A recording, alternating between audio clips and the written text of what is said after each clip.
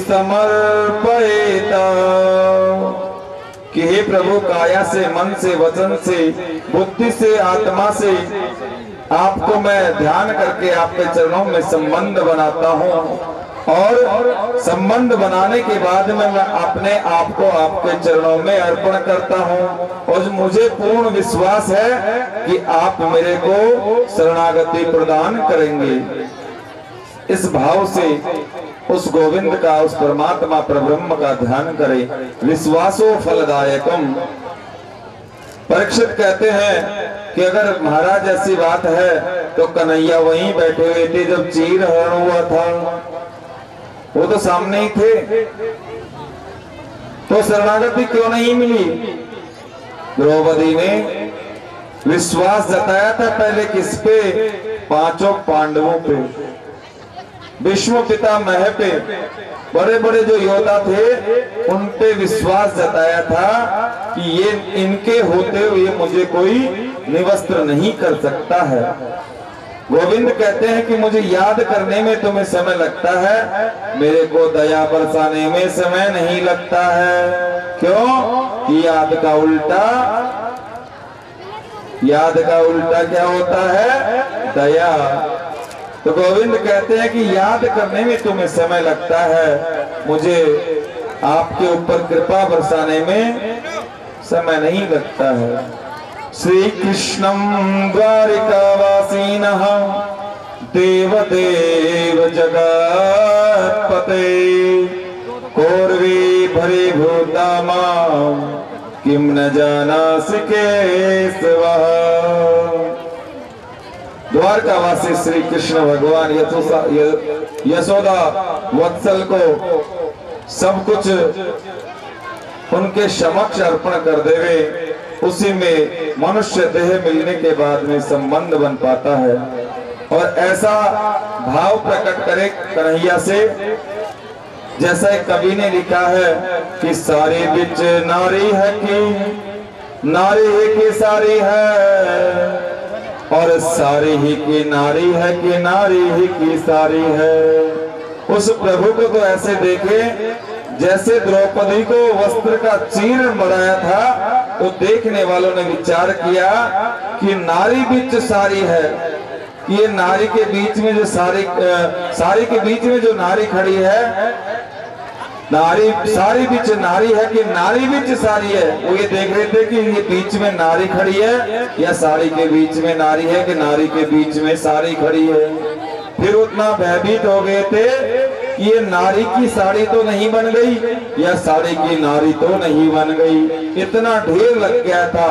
तो सुखदेव जी कहते हैं कि कहने का तात्पर्य है कि ऐसा संबंध बनाओ उस गोविंद से कि उसी में हम विलीन हो जावे, हमको ऐसा प्रतीत हो जावे कि हम उनमें हैं और वो हम में है।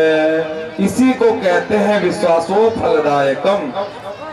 फिर आगे लिख दिया कि रक्षति इति विश्वासो, कि जो परमात्मा सब जगह रक्षा करेगा उसी पे मेरा विश्वास है। फिर आगे लिखा है कि परस्य विष्णु ऋषा माय कि भाय को भाय अनक आलस हो, नाम जपत मंगल दिशि दस हो। चाहे भाव से कुभाव से आलस्य से समय निकाल कर उस गोविंद का नाम भजे तो सभी रूप में सभी जगह वो स्वीकार कर लेते हैं।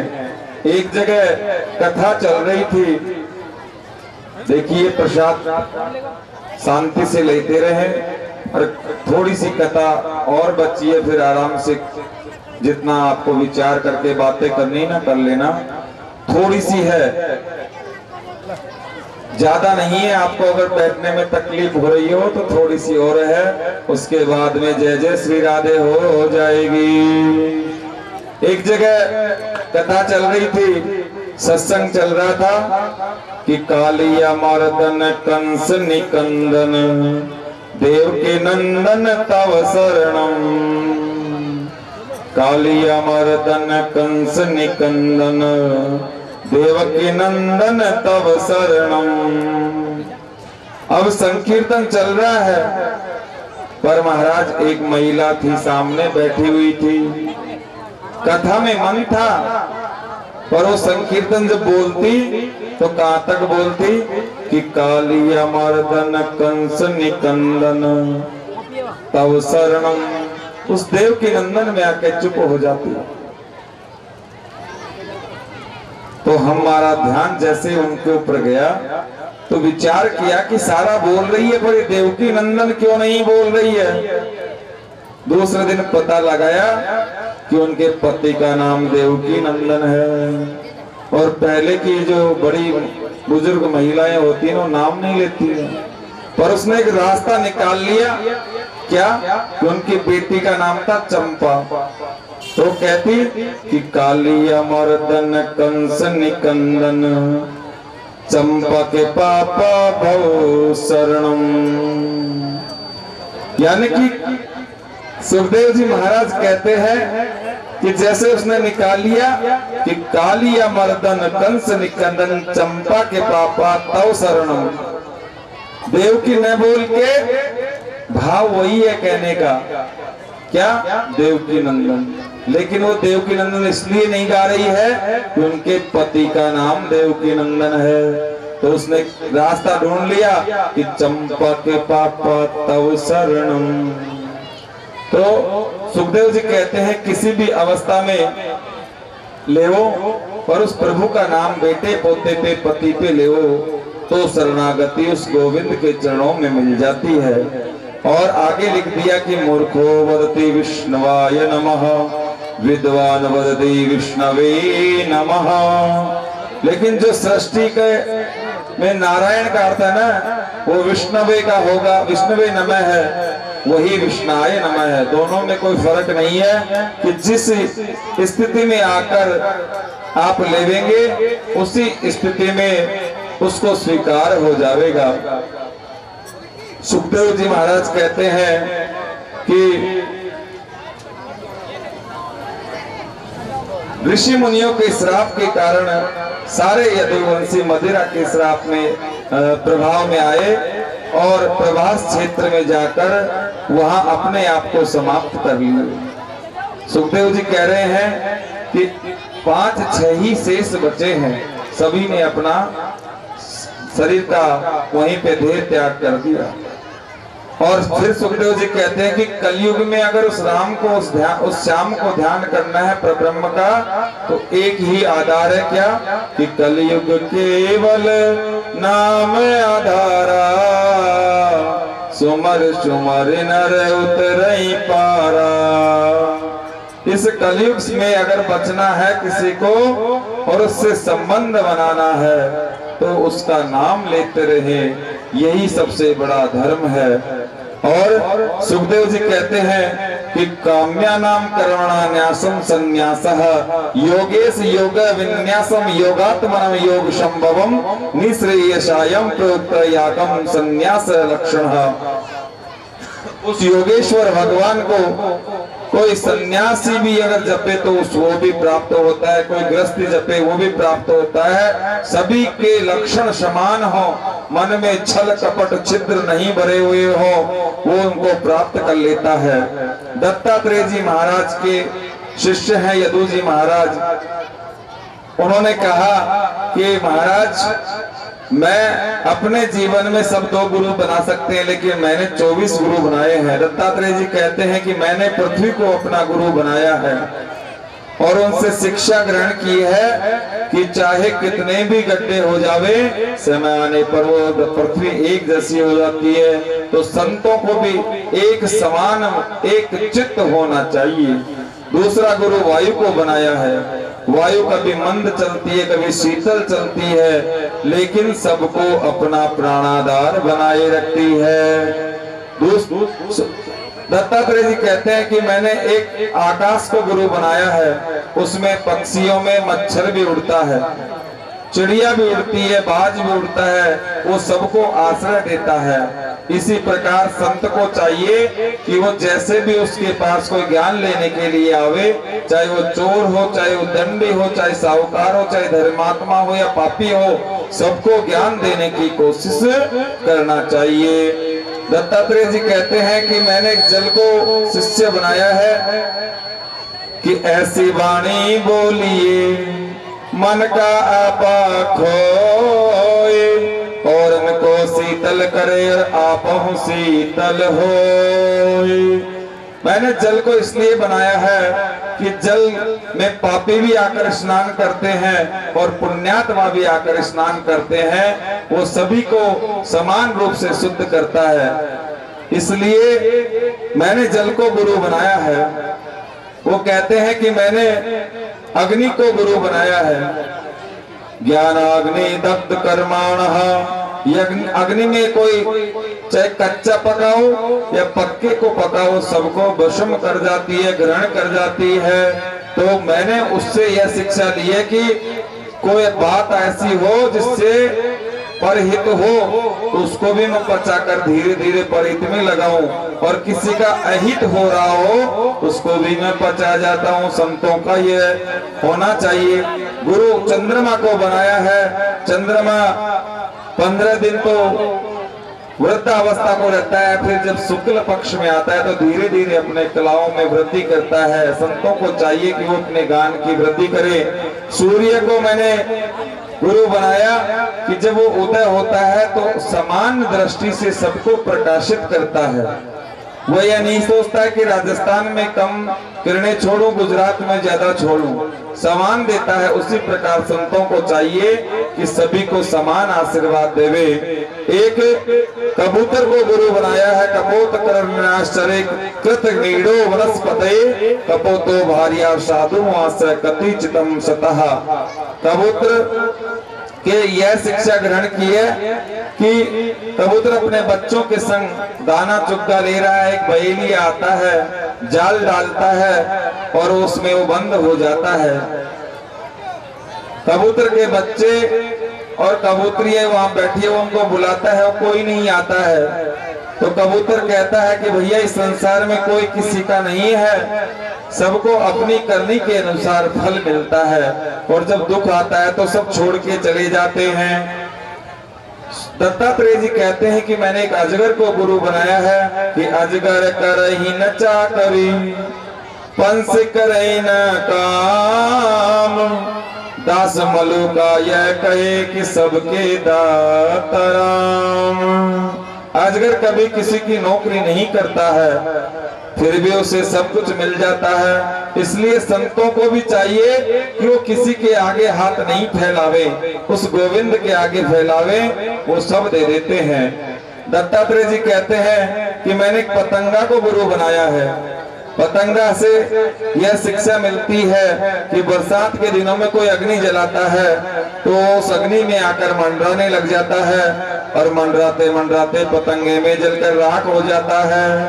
यानी कि संत जो होते हैं वो अग्नि स्वरूप होते हैं, और उनको ये नारी का दर्शन घी की आहुति के समान होता है, इसलिए सदैव उनसे बचना चाहिए।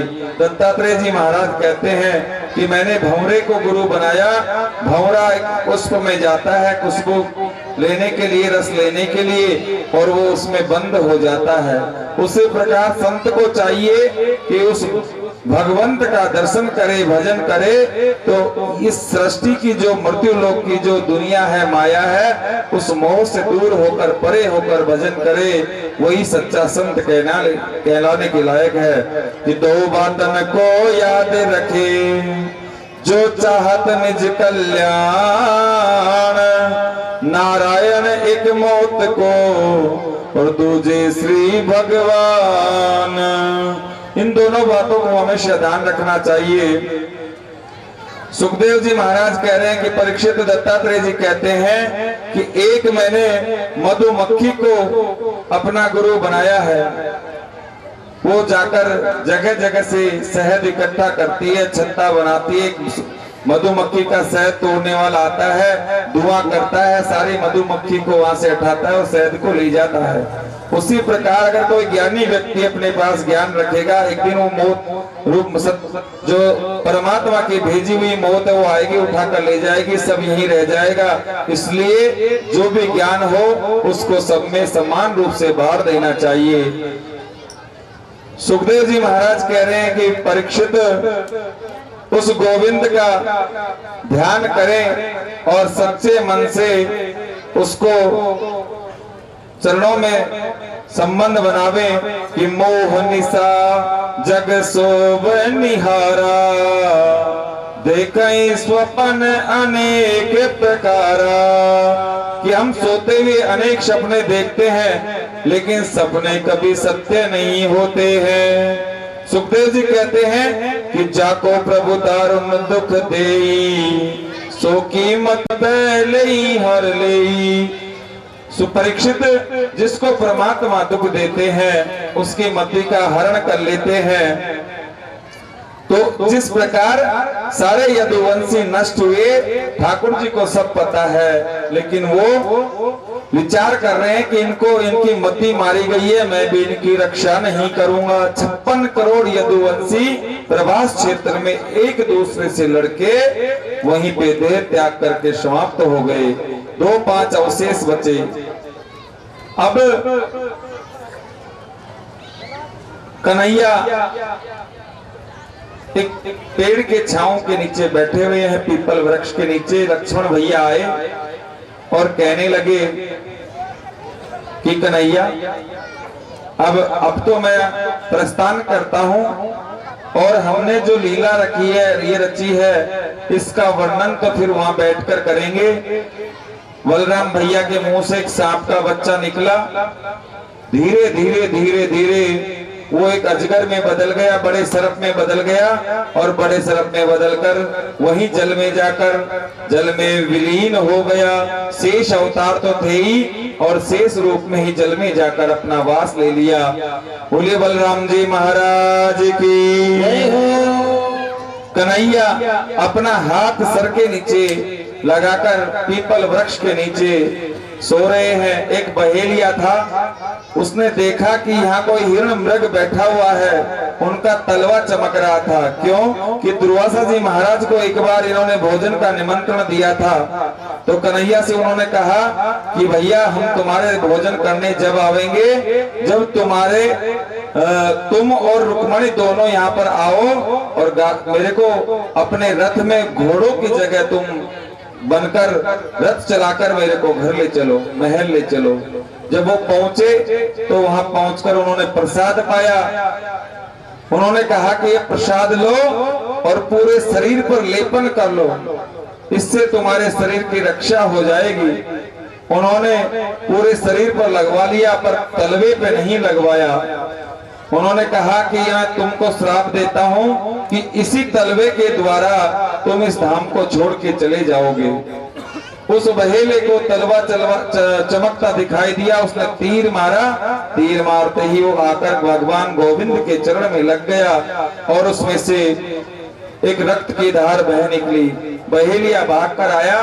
उसने आकर देखा कि ये तो साक्षात कन्हैया है, तो उसके नेत्रों सजल हो गए, नेत्रों से जल बहने लग गया। कन्हैया कहने लगे कि भैया रो मत, ये तो तुम्हारा और हमारा पूर्व जन्म का प्रारब्ध पूरा हुआ है। तुम बाली थे, तुमको हमने छुपके बाण लगाया था।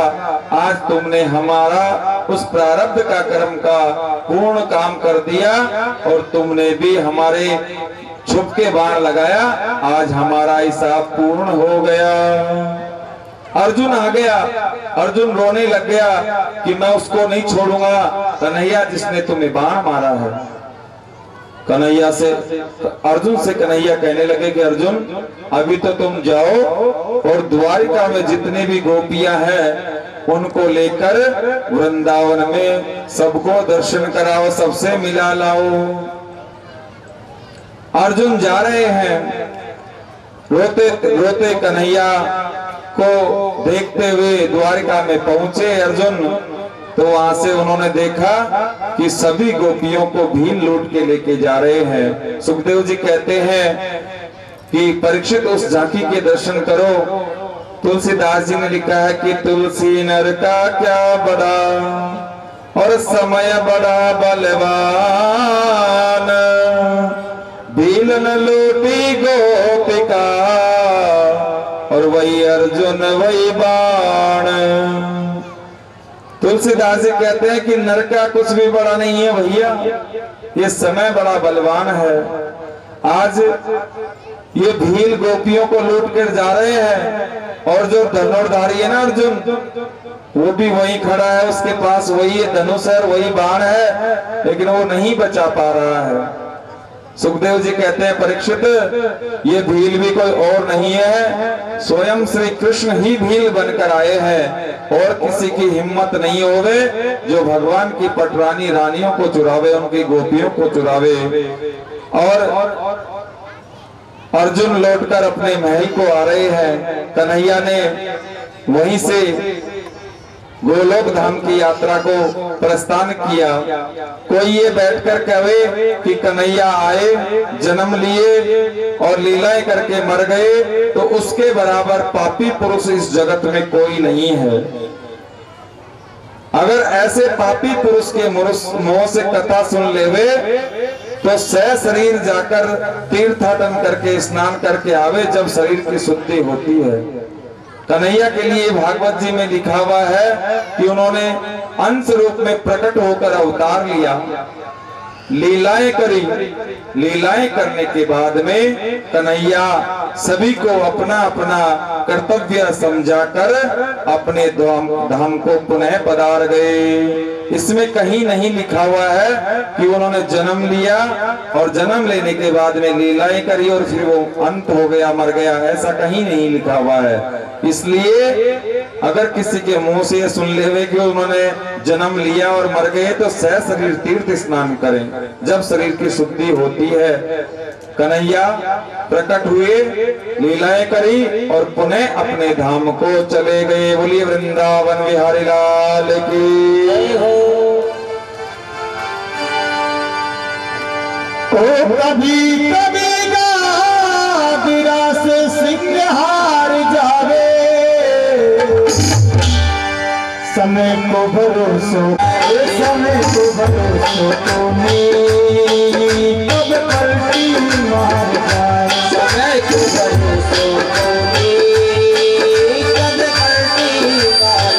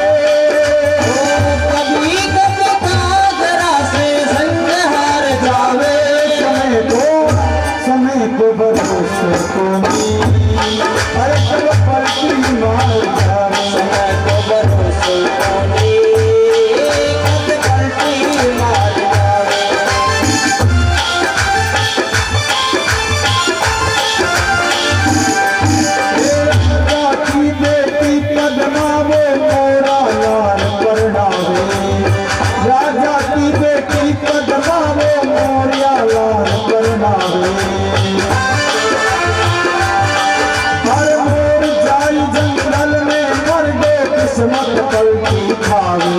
ओ मोर जाए जंगल में मर गो किस्मत पलटी खावे। हर मोर जाई जंगल में मर गए किस्मत पलटी खावे। ओ मोर जाए जंगल में मर गो किस्मत पलटी खावे। और फिर वही शिव जी की हो सावर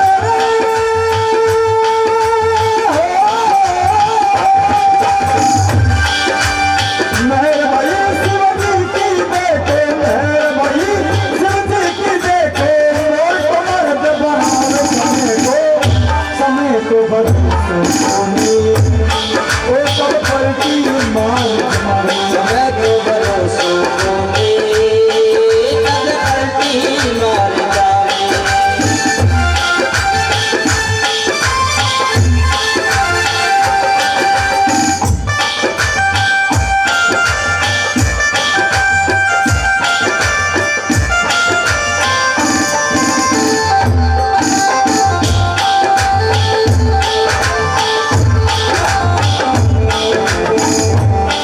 आ गुरु कहे ममता की वाणी अमृत रस बरसावे।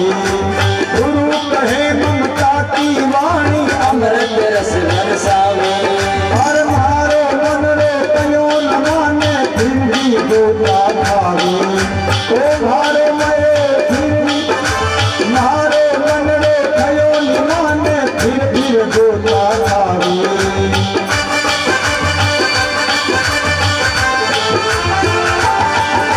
हरिदास गुरु पूरा मिल गया।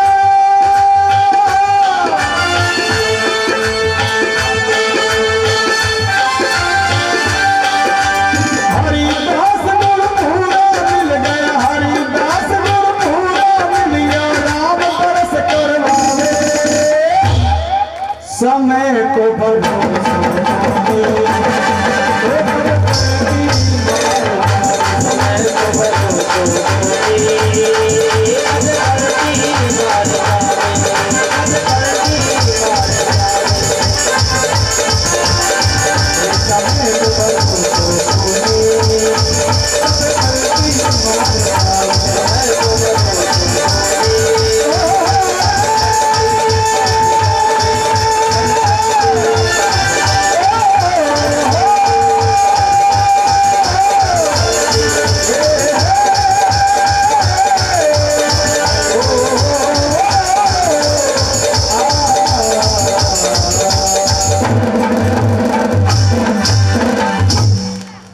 उस प्रब्रह्म का चिंतन करे, मनन करे और उससे संबंध बनाने का भाव मन में लावे।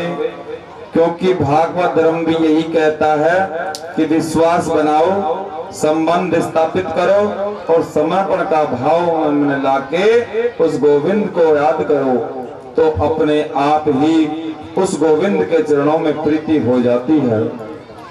सुखदेव जी कहते हैं, परीक्षित, हम आपको 7 दिन से कथा सुना रहे हैं। आज तक्षक सर्प आएगा और तुमको डसेगा, जिससे तुम्हारी मृत्यु हो जाएगी। और मैं सुखदेव जी कहते हैं कि हम आपसे कुछ एक प्रश्न करेंगे। क्यों? क्योंकि तुमने 7 दिन में हमसे कई प्रश्न किए हैं। आज एक प्रश्न हम करेंगे आपसे। तो परीक्षित ने कहा कि महाराज पूछिए, क्या पूछना चाहते हैं।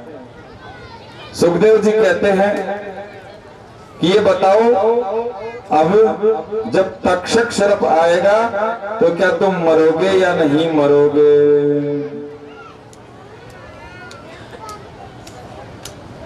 परीक्षित ने हाथ जोड़कर कहा कि महाराज, जब मैंने कोई जन्म ही नहीं लिया तो मैं मरूंगा क्या? दूसरी बात कि मैंने कथा सुनी है और कथा सुनने से जो पशु रूपी बुद्धि थी वो मेरी निकल गई। मेरे मन में जो आसक्तियां थी वो निकल गई। अब तो ऐसा लग रहा है कि यह संसार स्वप्नवत है, सपना है और कुछ भी नहीं है। इसलिए मैं उस प्रभु का अंश हूं और उनकी प्राप्ति ही मेरा परम लक्ष्य है। सुखदेव जी चाहते तो परीक्षित की मृत्यु को टाल सकते थे, पर उन्होंने ऐसा नहीं किया। उन्होंने विचार किया कि मृत्यु को टालना समस्या का समाधान नहीं है, आत्मबोध कराना ही सबसे बड़ा समाधान है। सुखदेव जी अपने आसन से खड़े हो गए और परीक्षित जी महाराज ने सुखदेव जी महाराज का पूजन किया। सभी देवताओं ने, ऋषिश्वरों ने सुखदेव जी महाराज का पूजन किया। हमारे यजमान भी आवे, सुखदेव जी महाराज का पूजन करें।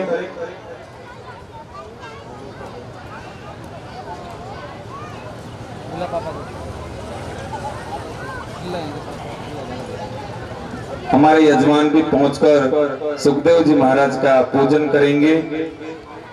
सुखदेव जी का पूजन परीक्षित ने किया। परीक्षित और सुखदेव जी महाराज वहां से प्रस्थान कर गए। तक्षक शर्प उठा अपने आसन से और परीक्षित की तरफ जा रहा है।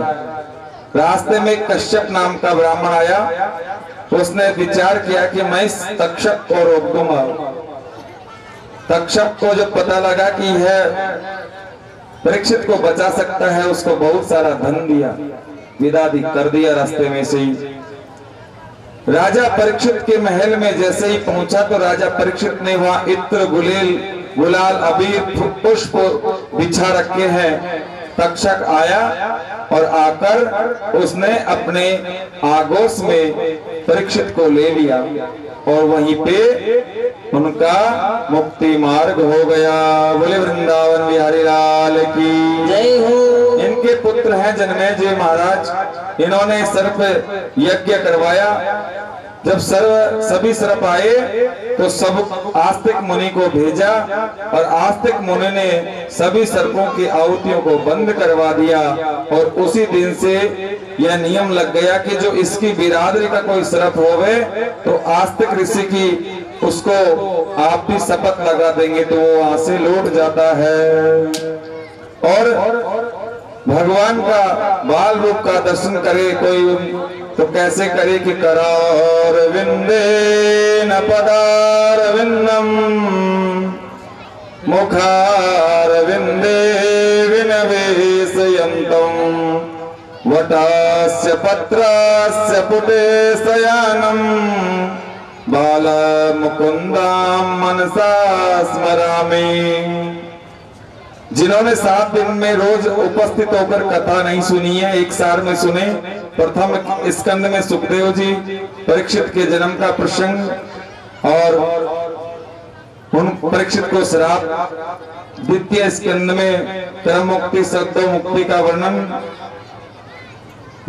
चतुश्लोकी भागवत का निरूपण, देवहूति कपिल देव जी का संवाद, हिरण्याक्ष वध, चतुर्थ स्कंद में सती चरित्र, ध्रुव चरित्र और पंचम में प्रियव्रत, नाभि चरित्र, जड़व्रत, रघुगण संवाद, नरकों का वर्णन। छठे स्कंद में सर्वप्रथम अजामिल उपाख्यान, मरुगुणों की उत्पत्ति। 7वें स्कंद में प्रहलाद चरित्र, नरसिंह देव की कथा। 8वें में गजेंद्र उपाख्यान, समुद्र मंथन, वामन चरित्र, मत्स्य अवतार। 9वें में सूर्यवंश, श्री रामचंद्र कथा, चंद्रवंश की कथा। 10वें में श्री कृष्ण की लीलाओं का विस्तार।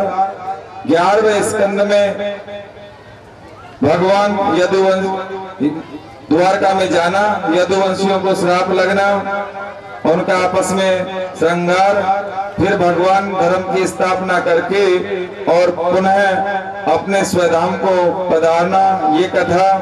12वें स्कंद में कलयुग में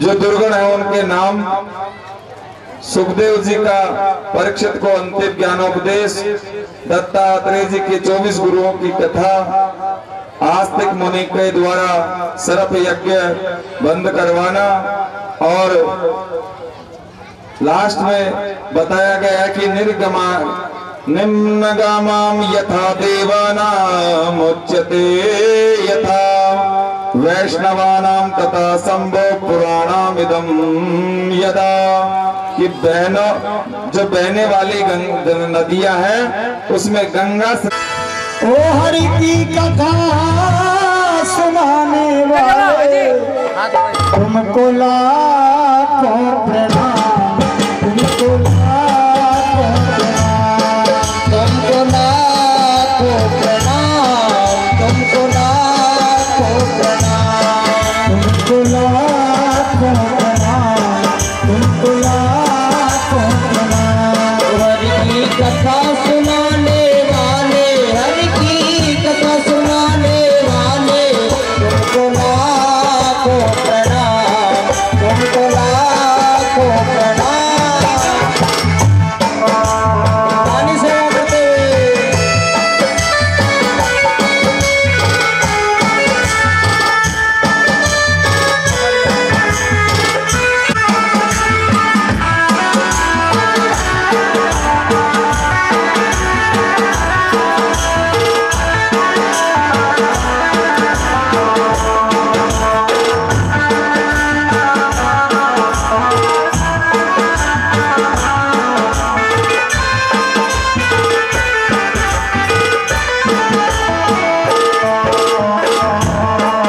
हम लेकर जिसका प्याला जा रहे थे यम के गाला, हम लेकर विष का प्याला जा रहे थे यम के गाला। हम लेकर जिसका प्याला जा रहे थे यम के गाला, हम लेकर विष का प्याला जा रहे थे यम के गाला। सबको अमृत पिलाने वाला, तुमको लाखों प्रणाम, तुमको लाखों प्रणाम। हरि की कथा सुनाने वाले, प्रभु की कथा सुनाने वाले, तुमको लाखों प्रणाम, तुमको लाखों प्रणाम।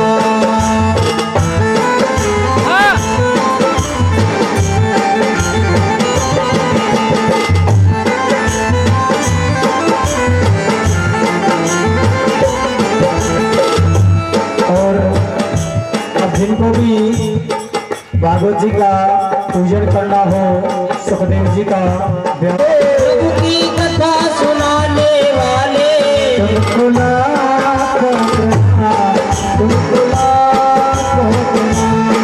तुमको लाखों प्रणाम, तुमको लाखों प्रणाम।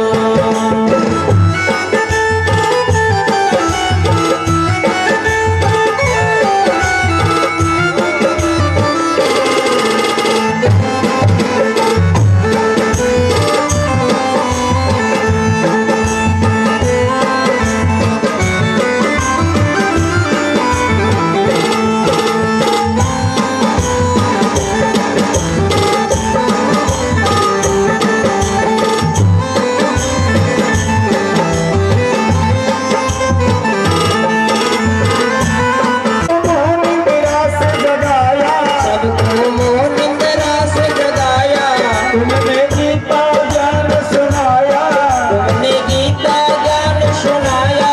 सब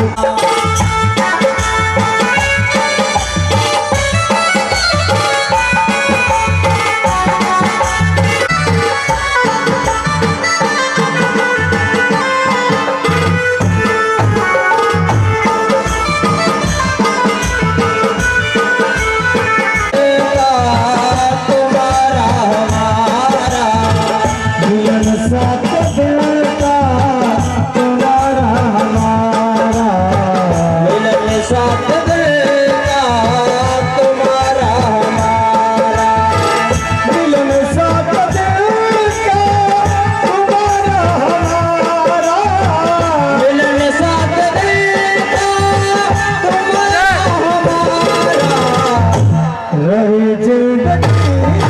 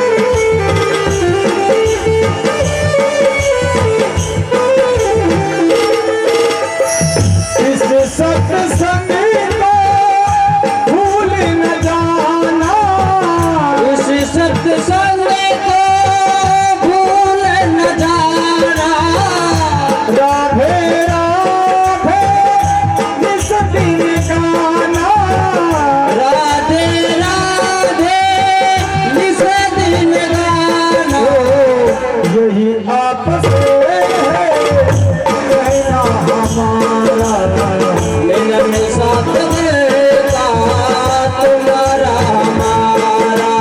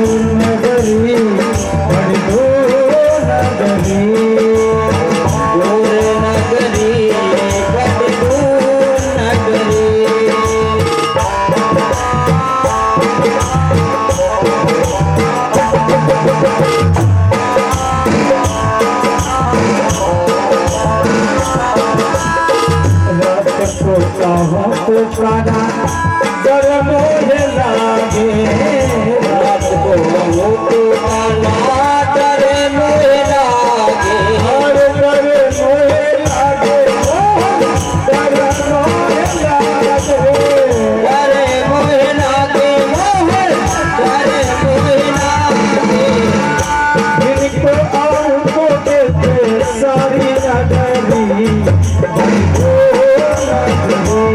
कैसे आओ रे कन्हैया कैसे आओ रे गिरधारी तेरे गोकुल नगरी बड़ दूर नगरी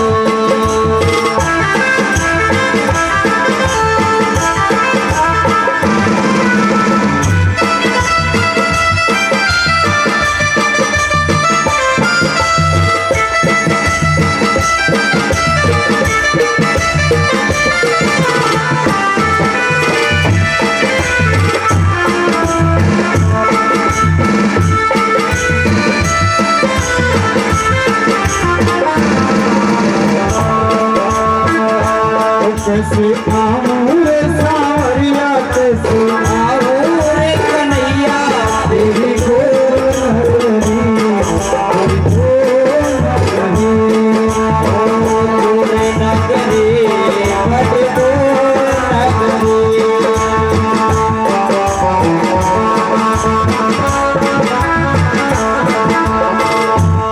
गोकुल मथुरा नगरी गोकुल ते मथुरा नगरी मथुरा नगरी मथुरा नगरी मथुरा नगरी वो है मथुरा नगरी मथुरा नगरी इते गोकुल ते मथुरा नगरी सिंह यमुना बड़े रे गहरी जमया मोना करे रे गहरी बड़ी दूर नगरी रे सारा दूर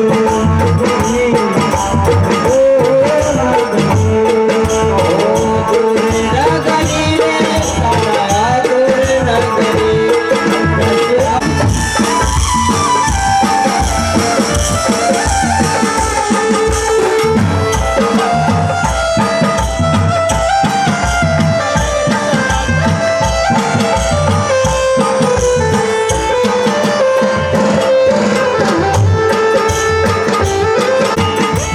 कैसे आऊं रे सावरिया कैसे आओ रे कन्हैया गोकुल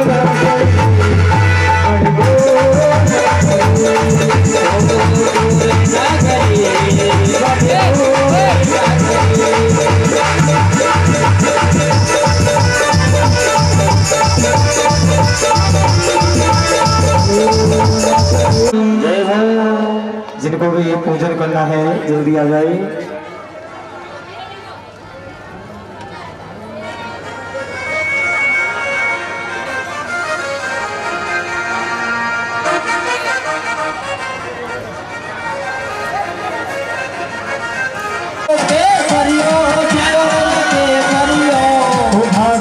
भागवत में उदर गुलाल हो छाया रंग केसरिया भागवत में उदर गुलाल छाया रंग केसरिया